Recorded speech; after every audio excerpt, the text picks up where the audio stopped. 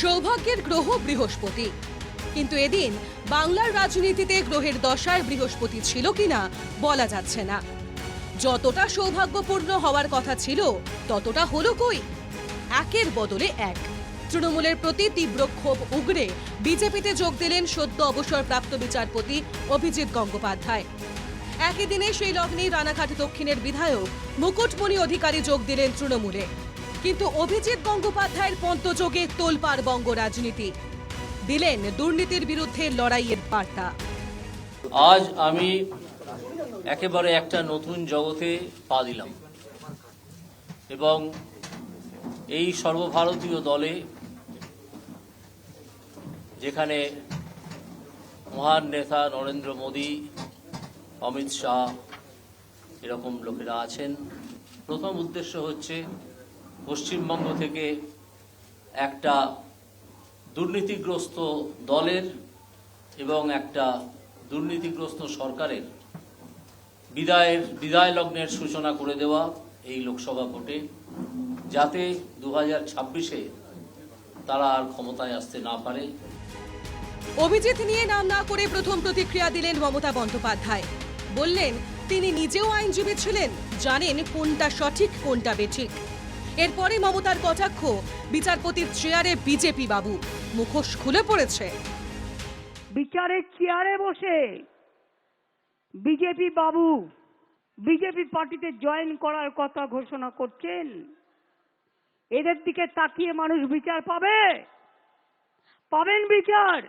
BJP বললে বিচার, রোজ একটা করে পিল খাচ্ছে, বিজেপি যা বলছে হজম করে নিচ্ছে। এরা কেউ কেটা, তবে আমি খুশি যে তাদের মুখোশটা বেরিয়ে গেছে। প্রাক্তন মন্ত্রী পার্থ চট্টোপাধ্যায় থেকে শিক্ষা দপ্তরের একের পর এক আধিকারিক গ্রেপ্তার হয়েছেন নিয়োগ দুর্নীতিকাণ্ডে। বিচারপতির চেয়ারে বসে একের পর এক বিস্ফোরক মন্তব্য, পর্যবেক্ষণ, নির্দেশ দিয়ে রাতারাতি ভগবান হয়ে উঠেছিলেন অভিজিৎ গঙ্গোপাধ্যায়। বিচারপতি থাকাকালীন বহু অবৈধ চাকরি দেওয়ার অভিযোগ তুলে নিয়োগ বাতিলের নির্দেশ দিয়েছিলেন তিনি।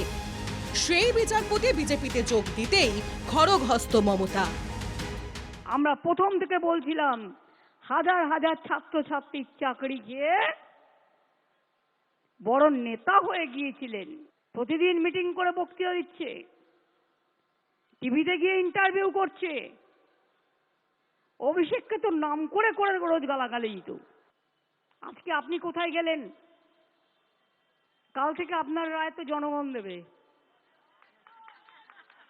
আপনি হাজার হাজার ছেলে মেয়েদের চাকরি খেয়েছেন, আর আপনার রায় জনগণ দেবে।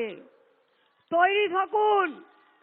আপনি যেখানে দাঁড়াবেন আমি স্টুডেন্টদেরই নিয়ে যাব, তার কারণ স্টুডেন্টরাই লড়াই করবে যাদের চাকরি আপনারা খেয়েছেন। প্রথম দফার প্রার্থী তালিকা প্রকাশ করেছে বিজেপি।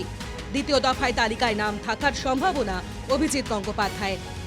সম্ভবত তমলুক থেকে বিজেপির প্রার্থী হচ্ছেন প্রাক্তন বিচারপতি। বুধবার তৃণমূল থেকে বিজেপিতে গিয়েছেন তাপস রায়। এদিন নাম না করে তাপস রায়কে কটাক্ষ করেছেন মমতা। Washing machine Bhajpa. কেউ কেউ তো ভয় আবার চলে যাচ্ছে, বাবা ইডি ধরেছে। একদিন বাড়ি গেছে, যদি আবার যায় তাকে ফোন করে আমার গদ্দাররা বলে দিচ্ছে, ইডির লোকেরাই বলে দিচ্ছে, বিজেপিতে চলা যাও না, হো জায়গা। দিনের শেষে আরেকটি বড় ইঙ্গিতপূর্ণ ছবি ধরা পড়ল সংবাদ মাধ্যমের ক্যামেরায়। রাজনৈতিক মহলের অনেকেরই মত, প্রথম দিন থেকেই বিজেপির তরফে অভিজিৎকে কথা কম বলার বার্তা দিয়ে দেওয়া হলো বোধহয়। बंगाल के बुद्धिजीवी, बंगाल के जो पढ़े लिखे लोग हैं। I am sorry, please excuse me. I am not taking any question today, and also I am not replying to any question.